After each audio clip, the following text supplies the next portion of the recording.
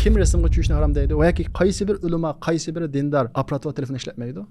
Ba'zi bir hukmlarning keyinda ba'zi bir xarakter, shaxsiyat, nafs yushungan bo'lish ehtimoli bor. Sunniy aqldan fatvo so'rashga bo'ladi. Buni qilmadikmi, keyinda qildikmi? Yana biz ziyon tortamiz, avlodimiz ziyon tortadi.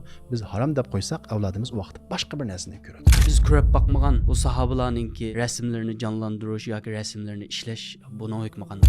Chunki islom dinimizda bir narsaga hukm berishning qoidasi diniy to'nilan mana shunday ba'zi bir hukmlar chiqarilgan vaqtida musulmonlarningki necha yuz yil keyin qilishiga sabab bo'ladi. Sunniy aql kelgusida insonlarning xizmatiga tahdid bo'lamdi yoki ularni ishsiz qoldirishga sabab bo'lamdi. Bu ikki bisliq qilishga o'xshaydi. Agar biz buni to'g'ri shaklda ishlatmasak, boshqalar ishlatadi, u vaqtda bizga uradi.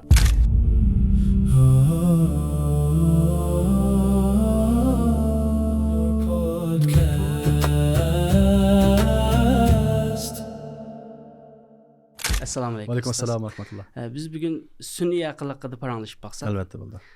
Chunki biz sunniy aql orqali ishlagan sahobalar hayotidan bir e'lon taqatgandan keyin ba'zi qarindoshlarimiz nurg'un ijobiy fikrlarni bayon qildi, ba'zi qarindoshlarimiz salbiy fikrlarni bayon qilgan bo'ldi. Endi bu salbiy fikrlarni bayon qilgan qarindoshlarimiz nima uchun bu sunniy aqlga bunda so'q muomala qildi? Endi bugungi kunimizda qarab qaraydigan bo'lsak, sunniy aql hayotimizdanki hamma sohalarga ajoyib bir yangilikni olib keldi. Bir inqilobni olib keldi desakmi bo'ladi endi.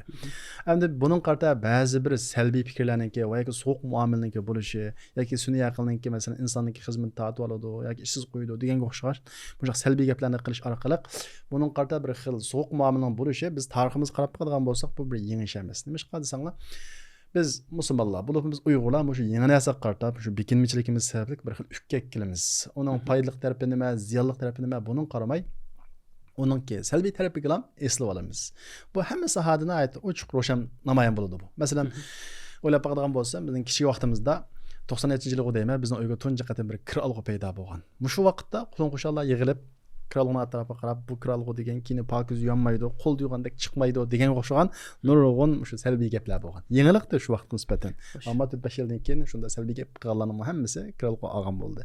Undan keyin o'ylab baxsam, gaz o'choq paydo qilgan vaqtimizda buning qartami qulon-qo'shanlar bu gaz o'choqda aytgan tamoq ziyon qildi. O'tanga o'xshash insonga foyda qilmaydi degan. To'g'ri degan gap. Lekin jamiyatning chaq aynib menayveradi ekan. Shunda gazchoq qarashim shundaq salbiy gap qilganlarmi keyin gazchoqni ishlatgan bo'ldi masalan. Undan boshqa keyin masalan nurg'un yangiliklar keldi bizning hayotimizga, turmushimizga. Masalan, ismini qilishcha bizningki uyga bir moto paydo bo'lgan, motosiklet. Biz bilan o'taldirilgan. Dastlab o'taldirilgan yeri yo'q bir motosikletda shu vaqtda. Bu yangilikda. Chunki boshqa motosikletlarning hammasining dastlab o'taldirilgan yeri botdi. Buning qartami bizning yiqiladim degan desa, bu moto yaxshi emas. Sababi biz yo'lda qolsak o'taldirilib bo'lmaydi buni. degan. Amaliyotda keyin motosikletlarning hammasi shunda olib ketdi. Masalan, bugungi kunimizda dastlab o'taldiradigan yeri va motosikletlar ayta az. Demak, bu xil yangilik qarta salbiy pozitsiya bizda tariximizdan tortib bor. Bizning bekinimizligimiz sababli yangilik qarta shunday so'q muomala qilamiz. Bu xil so'q muomala umum xalqda ana shunday ba'zi bir salbiy gaplarni qilish orqali yangilikni rad qilish yoki an'analikka islish pozitsiyasi shakl o'tirg'i chiqsimi, lekin bu bir diniy qalpoqni kelgan vaqtda, diniy ton bilan o'ralgan vaqtida hukm bilan o'tirg'i chiqadi bu. Masalan deylik, shu telefonning adı paydo bo'lgan vaqtida, apparatli telefon. Buning qartami biz uktuq masalan. Uning so'q muomala qildik. Qanday hukmlar chiqdi? To'g'ri emas degan hukmlar chiqdi. Masalan, 2000-yildan keyin apparatli telefon chiqqan vaqtda to'g'ri emas, rasmga tushish gunoh degan hukmlar chiqdi. Ammo shu vaqtda yana bir qism ulamolar oldin ko'rib buningki to'g'ri ekanligini o'tirib qo'ygan bo'lsa-mu, lekin u asonliq ulamolar bo'lg'achqa buningga tingshalmadi. Endi bugungi kunimiz qarab baqili, kim rasmga tushishni harom deydi va yoki qaysi bir ulamo, qaysi bir dindor apparat va telefon ishlatmaydi? Demak, masalani oldin bayqab uningga hukm qilish boshqa bir masala. Masalaga o'zimizningki yoqtirmaganligi va o'zimizning xarakteri va o'zimizningki bekinmichiligi bilan hukm qilish, pozitsiya tutish bu boshqa bir masala. İlgirki tarixga qarab baxsak, ilgirki tariximizdan bor bu xil ahvollar. Masalan, shu yanada yangilik paydo bo'lgan vaqtida shu vaqtdami ba'zi kishilar bu to'g'ri emas, yangilikdan chiqqan ovozga ixtiro qilsak bo'lmaydi. Cho'qim shu imomning og'zidan bevosita anglashimiz kerak ovozni deb yangilikni ishlatishni xato debdi ekan. Keyincha bugungi kunimizda yangilik yo'q masdoma.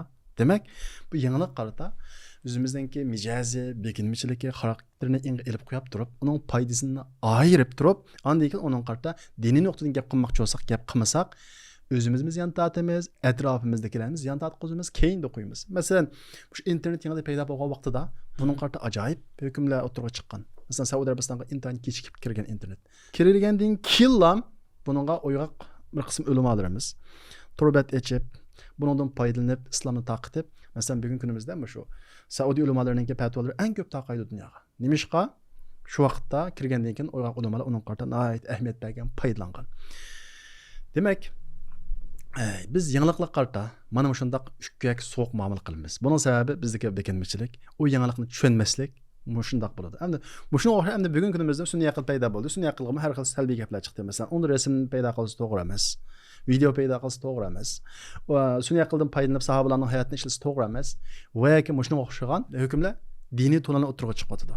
Buning xatarlik tarafi nima desa, bundaq yangiliklar qarata so'q posiya bo'lib o'tib ketsa, u boshqa bir narsa diniy tonalni o'tirg'a chiqsa, bu xuddi bir islom yangilikqa qarshidek mahil fikrni jamiyatga taqtidi. Amaliyotda dinimizda cheklangan ishlarninki nihoyat aniq ekanligini ko'ramiz. Ya'ni Alloh taolo Qur'on Karimda, payg'ambarimiz Muhammad alayhisalom hadisda harom ishlarni, cheklangan ishlarni aniq deb qo'ydi va shuningga o'xshaydigan, ya'ni ma'lum shartlar ostida shuningga o'xshaydigan ishlarni qiyos qoidasi bilan mujtahid ulamolarimiz onunğa hüküm berishni o'tib qo'yib, uning qoidasini qoldirib qo'yib ketdi. Mush o'lchamga tushmasa, ya'ni Qur'ondagi, hadisdagi, qiyosdagi qoidadagi o'lchamga tushmasa, bir narsani xato deyish olmaydi. Shunga bugungi kunimizda sun'iy aql hayotimizga singib kiryapti. Har xil sohada ajoyib yangiliklarni, inqiloblarni elib kelyapti. Buning qarta musulmon aktiv bo'lishi kerak. Bu hamda kompyuterga o'xshash ikki beslik qilishga o'xshaydi. Foydali ishlatsak ajoyib katta bir ne'mat. Xato ishlatsak, gunoh ishlatsak ajoyib bir ne'mat. Allohning azobi. Shuning uchun bu masala qarta o'zimizning xarakteri va yoki o'zimizning bekinmachilik mahal tuyg'usini elib qo'yib turib, to'g'ri shaklda qarashimiz kerak. Amaliyotda ba'zi kishilarniki sun'iy aql qarta salbiy pozitsiyada bo'lishi sun'iy aqlni tushunmaganligidan kelib chiqadi. Ya'ni tushunmay turib u haqida gap qiladi, fikr yurgizadi va yoki diniy odam bo'lib qolsa hukm beradi. Mana mush yerda xatolik kelib chiqadi. Chunki islom dinimizda bir narsaga hukm berishning qoidasi o narsani to'liq tushunish. O narsani to'liq tushunmasa, xato hukm bersa. Aniki musulmonlarning nurg'ulgan taraqqiyotlardan, nurg'un natijadan mahrum qo'ysa, bir qancha yil o'tgandan keyin to'g'ri desa, u vaqtda o narsani ishlatadiganlar ishlatib bir yer ketib bo'ladi, u vaqtda musulmonlar undan ko'p foydalanmaydi. Masalan, musulmonlarning orqada qilishining eng muhim omillari qatoridan bir omil sanaladi tarixda. O bo'lsa qaysi desa, shu bosma zavodiga bo'lgan fatvosi. Bilganimizdek bosma zavodi xilib burunlam taraqqiy qilgan. Lekin ba'zi bir diniy olimlar buning qarta salbiy pozitsiya tutgan. U bir yangilik bo'lg'achqa bu to'g'ri emas. Buni ishlasak bo'lmaydi degan. Amaliyotda bu hukm Qur'on hadisga tayangan bu desa, undaq emas. Bu hukm nurg'un sabablar bor bu hukmdan chiqishidan tarixiy araq ko'rinish qarasak, hammani takrab o'ltirib bo'g'lamaydi. Ba'zi kishilar masalan shu vaqtda Istanbulning o'zida shu bosma zavodini Akramamdoq degan vaqtda Istanbulning o'zida 80 ming dona qalamkash bor ekan. Ya'ni maxsus kitoblarni ko'chirib yozgan qalam bilan mushundaq qalamkash xattat kishilar bor ekan. Agar bosma zavodini elib kirsa, bu 80 ming kishining hammasi ishdan bekor qoldi degan gap. Demak, bu yerda nonga taqashdi, shunga bu yerda boshqa bir hukm chiqdi. Demak, ba'zi bir hukmlarning keyinda bayatni deganimizdek, masalan, tushunmaslik, yangilikni tushunmaslik yushungan bo'lsa, ba'zi bir hukmlarning keyinda ba'zi bir xarakter, shaxsiyat, nafs yushungan bo'lish ehtimoli bor. Bu xil fatvolar sababli musulmonlar bir qancha yil keyinda qoladi. Masalan, shu vaqtda Istanbulda bosma zavodini akramaymiz degan hukm kuchli padişahlar tarafından qabul qilinib, icra qilinib ekan. Bu fatvo sababli musulmonlarning orasida kitoblarning tarqalishi, ilmning tarqalishi ostilab, keyinda qilishiga sabab bo'lgan sabablarning birisi mushu bo'lib qoladi. Eks shu masalan, Yahudiylar bizning dinimizda to'g'ri deb padishahning qishga borgandan keyin ularga yo'l qo'ygan Istanbuldagi Yahudiylar bosma zavodini akirib, o'zining kitoblarini besib, ilm fanni taqib, taraqqiy qilib, shu vaqtda hokimiyatning eng muhim o'rinligiga kirib olgan. Nimishqa desa, hokimiyatni taraqqiy qildiramiz, islohot olib boramiz degan vaqtida nurg'un yangiliklarni akagan gap sirtlardan. Buni kim ishlatalaydi, kim biladi? Shu yangi ma'lumotlarni o'rgangan Yahudiylar biladi. Shunday qilib, Osmoniylar davlatining atrofiga nurg'un Yahudiylar kirib olgan. Demak, xulosa qilam, bir yangilik qarata diniy to'nlan mana shunday ba'zi bir hukmlar chiqarilgan vaqtida musulmonlarning necha yuz yil keyinda qilishiga sabab bo'ladi. Shuning uchun bu haqda gap qilmoqchi bo'lganlar old bilan shu yangilikni to'liq bilishi kerak, tushunishi kerak. Ondan keyin u haqda gap qilish kerak. Agar bilmasa, sukut qilish kerak. Chunki bilmagan narsa haqida gap qilmaslik bu islomning talabi. Shunga bugungi kunimizda sun'iy aqlda gap qilmoqchi bo'lgan har qanday bir kishiniki old bilan sun'iy aql degan nima? Bu haqda iznib beqishi, ondan keyin gap qilishini tavsiya qilaman. Mayli u hukm jihatga bir diniy olim bo'lsin, yoki bir shaxs bo'lsin, bu haqda bir iznib baqsin. Bo'lmasa nurg'ulgan yaxshilik va shundaqla nurg'ulgan fursatni mahrum qilishi mumkin. Xo'sh, unda bo'lsa biz sun'iy aqlni tushunishdan boshlasak, unda sun'iy aql degan nima? Sun'iy aql deganimiz, buni hamda texmo oddiy masalan hamma xalqimiz tushunadigan shaklda tushuntirsak, sun'iy aql deganimiz bir raqamlik mashina odam deb tushuntirsak bo'ldi. Ya'ni masalan, bugungi kunimizda kompyuter sistemalari bizning buyruqimizni ijro qiladi. 2 ga 2 ni qo'shsak 4 deganga o'xshagan. Ammo sun'iy aql desa, unga nurg'un narsalar o'g'itib o'tilgan, ko'rsatib o'tilgan, singdirib o'tilgan. Unda bo'lgan ekan, u sun'iy aql bir narsani analiz qila oladi. Bizga analiz qilib natijani chiqarib bera oladi. Masalan deylik, olma bilan bananning qanday farqi bor deb yazsam, Xo'sh. mana uni tafsil shaklda tushuntirib beradi. Ammo hozirgi kompyuter sistemasi unda qilolmaydi. Ammo sun'iy aql buni xuddi raqamlik mashina odamdek, mana olma degan bunda, banan degan bunda deb tafsil tushuntirib beradi. Va shundaqla masalan biz sahobalar tarixini ishlash jarayonida buni jiq ko'rdik, masalan. 7-asrdagi Kabening holatini menga tasvirlab ber. Va yoki manda voqelikni menga tasvirlab ber desak, uni oldimizga to'kidi. Quyudi. Xuddi mashina odamdek. Ya'ni sun'iy aql ig'zoki tilda tushuntirganimizda u bugungi kunimizdagi raqamlik bir mashina odam. Bizning ishimizni osonlashtirib beradigan, vaqtimizni tejab beradigan, zehnimizni texmo uprashdan saqlab qoladigan raqamlik bir mashina odam. Undaqda bu raqamlik mashina odam dedingiz, endi kinolarda ko'ramiz, mashina odamlarning xizmatini qilgan. Endi bu raqamlik mashina odam, ya'ni sun'iy aql kelgusida insonlarning xizmatiga tahdid bo'lamdi yoki ularni ishsiz qoldirishga sabab bo'lamdi? Endi bu savol sun'iy aql haqida so'ralgan eng ko'p savolning birisi. Sun'iy aql insonlarni ishsiz qo'yamdi, insonlarning xizmatini elib olamdi degan savolga kelsak, buning javobi shuki, sun'iy aqlni ishlatishni bilgan odam, sun'iy aqlni ishlatishni bilmagan odamning xizmatini tortib oladi. Sun'iy aql bir odamning xizmatini tortib olmaydi. U odam emas, u raqamlik mashina odam. Sun'iy aqlni ishlatishni bilmasangiz, sizning xizmatingizni tortib oladi. Endi ba'zi yerda mexanik xizmatlarning o'rni elishi mumkin, ammo yana insonga qildigan ish chiqadi. Endi xizmat tortib olmasa bo'ladi desak, sun'iy aql o'rganish kerak. Buning qarta salbiy gap qilib versakmi, bu mengaveradi, qolganlar qilaveradi. Endi bu sun'iy aqlni ba'zi masalalarni muloyiz qildi dedingiz. Endi sun'iy aqldan fatvo so'rashga bo'ladi. Endi hozir moda oldu hozir. Buni Google'dan so'raydi, hozir sun'iy aqldan so'rayotdi kishilar fatvoni. Fatvo masalasida ikki xil masala bor. Birisi mas'uliyat masalasi. Fatvoni berdikmi, unga bir odam amal qilamdi, uning mas'uliyati bor. Xato bo'lib qolsa, uning gunohi kimga bo'ladi? Fatvo beruvchiga bo'ladi. Endi sun'iy aqldan bir fatvoni so'radi birisi. Agar u fatvo xato bo'lib qolsa, inson bo'lsa xatolash ehtimoli bor masalan. Endi u fatvoda sun'iy aql xatolashgan bo'lsa, buning gunohi kimga bo'ladi? Sun'iy aqlda gunoh oldigan bir nima yo'q, jon yo'q. Demak, mas'uliyat nuqtasidan birinchi bo'lib sun'iy aqldan fatvo so'rashga bo'lmaydi. Ikkinchidan, fatvo degan bir odamningki ahvoliga, shu vaqtdagi sharoitga qarab beriladigan bir narsa. Sun'iy aql fatvo so'rag'uvchining ahvolini bilmaydi. Hatto uni kirgizgan taqdirda uni to'g'ri shaklda uning hamma tarafini tushunib bo'lmaydi. Shuning uchun sun'iy aqldan fatvo so'rash bu to'g'ri emas. Shar'iy nuqtadan. Bu sun'iy aqlni to'g'ri tushunishimiz kerak. Yani işletidigan yeri var buningki. Qanday ishlatamiz degan vaqtimizda, masalan, Qur'ondagi menga ota-onaga yaxshilik qilish haqida teppa desak, darhol teppa beradi bu. Masalan, axloq haqidagi hadislarning hammasini menga jug'lab ber desak, jug'lab beradi. Ma gaplarni so'rsak bo'ladi. Va yoki hadis izlab so'rsak bo'ladi. Va yoki masalan, savol javoblik masalan, aniq hukm berilib bo'lgan masalalarni so'rsak bo'ladi. Masalan, namozda farz qancha? Masalan, peshin namozi qancha rakat deganga o'xshash. Ammo fatvo degan ayrim bir narsa bu. Fatvo deganimiz yangi bir masala o'tirib chiqdi. Uning qarta bir mulohiz elib beriladi. O masalani tushuniladi. O masala uchirgan kishining ahvoli tushuniladi. Ondan keyin mujtahid bu haqda izlanib turib beradigan bir narsa. Shuning uchun men fatvoni sun'iy aqldan so'rgan vaqtida mas'uliyat shu fatvo so'rg'uvchining o'ziga yuklanadi. Undaqda sun'iy aqldan fatvo so'rashga bo'lmaydi ekan. Endi sun'iy aql orqali rasmlarni, ovozlarni, filmlarni ishlash to'g'rimi, buning hukmi nima? Bunun qarta olimlarimiz, ya'ni hammasi emas, buni xato degan baytinga o'xshash ching turgan ulamolar bor. Lekin bunun qarta bu masalani aniq tushungan bir qism ulamolarimiz buni to'g'ri deb qaraydi, ammo shu ko'z qarashda. Ya'ni foydali ish uchun, to'g'ri bo'lgan bir ish uchun, tarbiya uchun, tashviqot uchun sun'iy aqldan rasm hosil qilish, video ishlab chiqarish, buni olimlarimiz to'g'ri deb fatvo bergan. Men shu fatvoga esilgan va bizning ishlagan sahobalar tarixini shu fatvoga asoslanib turib biz qadam olgan. Unda da biz ko'rib bakmagan o sahabalarninki yoki şu ulamolarninki rasmlarını canlandırış yoki rasmlarını ishlash buning hukmi qanday? Hareketlendiriş değil. Mesela Türkçe canlandırış değil. Uygurca hareketlendiriş. Canlandırış desek bazı kardeşimiz onun için bir can kirgizgendek bir xil tuygu yapmamışsın.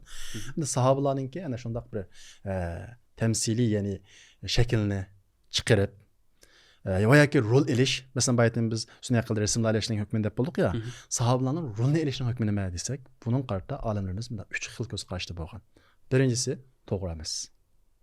İkincisi mutlaq to'g'ri. Peygamberimizden başqa bütün sahabalarınki rolni elib ishlasa bo'ladi degan. Bunun qatoridan, ya'ni kim to'g'ri degan desak, Muhammad Rashid Rido, Sheyx Muhammad Hasan Diddushinqiti degan o'xshagan bir qism ulamolarimiz Peygamberimizden başqa bütün sahabalarınki rolni elib, film qilib ishlab, avlodlarimizga o'rgatish uchun, ularning o'rnini texnik yaxshi ifodalash uchun ishlasa bo'ladi deb fatvo bergan. Buni bir qancha shartlarni qo'ygan. Uning qatorida masalan, ularning o'rnini tushirmaslik, masxur qo'ydigan bir xil holatda ishlasmaslik deganga o'xshagan bir qancha shartlarni qo'ydi. Ya'ni sahobalarning o'rni yuqori ko'tarilishi kerak degan shartlarni qo'ygan. Uchinchi ko'z qarash bo'lsa, jannat bilan xush bishorat berilgan 10 sahoba. Müminlarning onalari bo'lgan payg'ambarimiz Muhammad alayhisolamningki ayollari Mavlaning rolini olmay, boshqalarningki rolini olib ishlasa bo'ladi degan fatvoni bergan. Bu fatvoni mesela bugün günümüzdeki merhum Şeyh Yusuf Qaradavi, Salman al-Avda qatorliq bir ulamolarimiz mush fatvoga asoslangan. Endi Saudiyaninki bir qism hayatlari, ulamolari hali ham buni to'g'ri emas deb qaraydi. Amaliyot qarab qarag'an bo'lsak, masalan, Hazrat Umarninki tarixi ishlandi. Xo'sh. Saudiya ulamolarininki va yoki buni xato degan ulamolarininki asosliq sababi nima deganda, bunda vaqtda sahobalarninki qalbimizga o'rni tushib ketadi deydi. Hazrat Umarning filmi ishlandi. Kişilerin kalbide Hazreti Ömer'in onu yukarı götürüldü mü, düşürüldü mü? Elbette yukarı götürüldü. Evlatlarımız onu köyde, yaxşı köyde mesela. Demek bu haqda 3 xil fatva. Birisi mutlaq to'g'ri Peygamberimiz Muhammed Aleyhisselam'dan başqa bütün sahabalarning rolini ishlasa bo'ldi degan bir xil ko'z qarash. İkincisi şartlik, ya'ni ulug' cho'ng sahabalarninkini rolini olmay, boshqalarninkini rolini ishlasa bo'ladi degan. Üçüncüsü bo'lsa mutlaq to'g'ri emas degan ko'z qarash va biz bunda ikinci xil ko'z qarashni, ya'ni biz cho'ng sahabalarniki o'zini chiqarmaydigan, ya'ni Xulafar Rashidin va jannat bilan xush bishorat berilgan sahabalarning o'zini chiqarmay, boshqa sahabalarning o'zini chiqarib ishlash to'g'ri degan mushu hukmga asoslanib turib, bu sunniy qildim paylanib sahabalar hayoti nomli 30 qismini darsni boshladik. Demak biz bu yerda o'z xiyolimiz bo'yicha bu xil shaklda ish boshlamadik, bir fatvoga tayandik, bir bugungi kunimizdagi muqayyat mujtahid bo'lgan ulamolarimizniki fatvolarga tayandik. Endi siz yoki boshqa birisi ching tutgan, to'g'ri emas deb qaragan bir ulamolarninki fatvosini tutgan bo'lsa, u sizning ko'z qarashingiz. Uni bizga tengishga hech kimninki salohiyati yo'q. Shunga bu masalada qarindoshlarimiz buni to'g'ri tushunishi kerak. Buningda biz kuchimizning yetishicha sahobalarning o'rnini yuqori ko'tarishga, tarixda tasvirlangandek botirlikni botir shaklda chiqarishga ahamiyat berdik. Shunga inshaalloh buniki bugungi dinimizdan taqishadigan, xato qiladigan hech bir yeri yo'q. Chunki biz yuqorida o'tganimizda dinimizdagi xato harom ishlarni Alloh taolo Qur'onda, hadisda aniq deb qo'ydi. Qiyos bilan ba'zi hukmlar ilinadi masalan. Hech qaysi bilan bu bugungi kunimizda Rasulullohning rolini elish va sunniy aqldan harakatlantirib ularning hayotini yuritish masalasiga xatolikqa bir hukm topolmaymiz. Baytdan deganimizdek, uni xato deganlarmi o'rni tushirib o'tadi, masxiraga uchirdi deganga o'xshash bu shaklda sabablarni keltirdi, amaliyotda o'rni yuqori ko'tardi. Mesela Risale deb bir film chiqqan. Elchi deydigan. Türkçe çare deydi mesela. Bu film acayip zor ta'sir qo'zg'agan musulmonlarning orasida. Bu film kino deganga asli musulmon asla qaramaslik kerak. Chunki ba'zi vaqtda ba'zi film kinolarning ta'siri da'vatdan kuchli bo'ladi. Masalan qarab baqala bugungi kunimizda Turkiyaninki utuq qozongan tarafi dal mush kino filmchilik. Ertuğrul'un ishladi. Bütün Türk dünyasida acayip bir ta'sirlarni qo'zg'adi. Arab dunyosida masalan acayip ta'sirlarni qo'zg'adi. Demak bu bugungi kunimizda kino film to'g'ri shaklda ishlangan, islomga uyg'un shaklda ishlangan kino filmi da'vatniki, tashviqotniki bir turi bu. Shunga buning qarta musulmonlar qancha oyoq bo'lsak, qancha qadamni baldur bassak, shuncha foydaliki, musulmonlarga foydali, islom ummatiga foydali. Chunki bugungi kunimizda masalan bizning avlodlarimiz bor. Sunniy aqlda ishlangan boshqa narsalarni ko'radi. Doim bizning tablig'imizni anglab bilmaydi avlodlarimiz. Ana shundaq ba'zi sunniy aqlda ishlangan, ularni qiziqtiradigan, ma'qul shakldagi sahobalarning hayoti, islom tarixi deymiz, payg'ambarlarning hayoti deymiz, bu xil shakldagi filmlarga ehtiyoji bor. Oxir narsalar bilan balkim bizningki da'vatimizning olmagan narsalarni elishi mumkin. Shunga buning qarta asla salbiy pozitsiya tutish qolmaydi. Salbiy pozitsiya tutdiqmi, buni qilmadikmi, keyinda qoldikmi, yana biz ziyon tortamiz, avlodimiz ziyon tortadi. Biz harom deb qo'ysak, avlodimiz u vaqtda boshqa bir narsani ko'radi. Shunga bu haqda uyg'oq bo'lishimiz kerak. Bunda masalalar qarata o'zimiz xohlamaganligimiz va tushunmaganligimiz uchun bir narsaga salbiy pozitsiya tutsak va uni xato devasak bo'lmaydi. Demak, sun'iy aqlni ishlatish va ishlatmaslik shuni ishlatgan kishining niyatiga, uning axloqiga, uning mas'uliyatiga bog'liq ekan. Albatta. Sun'iy aql haqida oxirgi deydigan gapingizni olsak. Hamda sun'iy aql bugungi kunimizda uni to'g'ri shaklda ishlatgan kishi uchun u bir katta bir ne'mat. Undan mahrum qaldimi bir odam nurg'unlagan narsalardan mahrum qolgan bo'ladi. Agar siz sun'iy aqlga salbiy qarasangiz, sun'iy aqlni ishlatgan sizdan tuanroq bilim jihatda olsun, kasbiy jihatda, sizdan tuanroq bir odam sizning oldingizga chiqib ketadi. Chunki siz masalan bir kunda qilgan ishni sun'iy aqlni ishlatgan odam 5 minutda bitirishi mumkin. Masalan biz shu aql esa da'vat mazmun tayyorlashimiz masalan. Bir hadisni topmoqchi bo'lsak, kitobni ochib, varaqlab topamiz ilgari. Bir oyatning tafsirini ko'rmoqchi bo'lsak, nurg'un tafsirlarni oldimizga yeyib turib ko'ratdik. Hozircha haftada ko'radigan kitoblarni 2 kunda ko'rib bo'lamiz yoki 1 kunda ko'rib bo'lamiz. Masalan, bilimni da'vatni ishlash bosqichidami nihoyat tez ilgirlash bog'liq. Demak, bugungi kunimizda sun'iy aqldan mahrum qoldik. Buningga sal qaradiq deganlik, ma yaqinda kelayotgan bir xil inqilobda süpürülüp ketdik deganlik bo'ldi. Shuning uchun buning qarta musulmonlar nihoyat o'yg'oq bo'lish kerak. Bu ikki bisliq qilishga o'xshaydi. Agar biz buni to'g'ri shaklda ishlatmasak, boshqalar ishlatadi, u vaqtda bizga uradi.